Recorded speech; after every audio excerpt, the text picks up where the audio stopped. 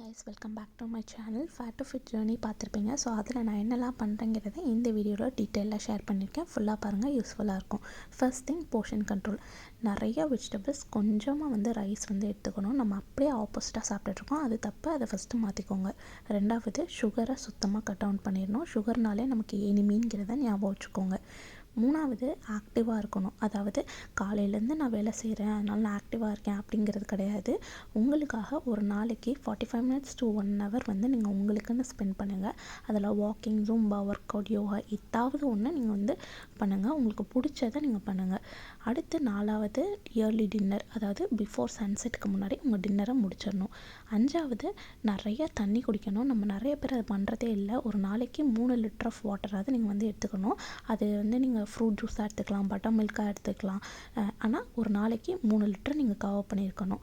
ஆறாவது, நீங்கள் daily wait மிஷினில் ஏறி வெயிட் செக் பண்ணாதீங்க. அது உங்களை டீமோட்டிவேட் ஆகும். So 10 days once weight check பண்ணிக்கிறது உங்களுக்கு இன்னும் மோட்டிவேட்டடாக இருக்கும். ஏழாவது, நான் ரொம்ப ஃபேன்சி டயட் நான் சுத்தமாக ஃபாலோ பண்ணல. நம்ம வீட்டில் என்ன சமைக்கிறோமோ அதை ஹெல்தி வெர்ஷனாக எடுத்துக்கிறேன். இப்போ சப்பாத்தி அப்படின்னா ஒரு பாலக் சப்பாத்தி, அதாவது கீரையை மேஷ் பண்ணி நான் அதை எடுத்துப்பேன்.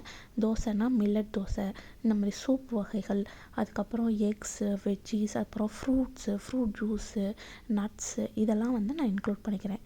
இந்த வீடியோ உங்களுக்கு பிடிச்சிருந்துச்சுன்னா மறக்காமல் சப்ஸ்கிரைப் பண்ணிக்கோங்க.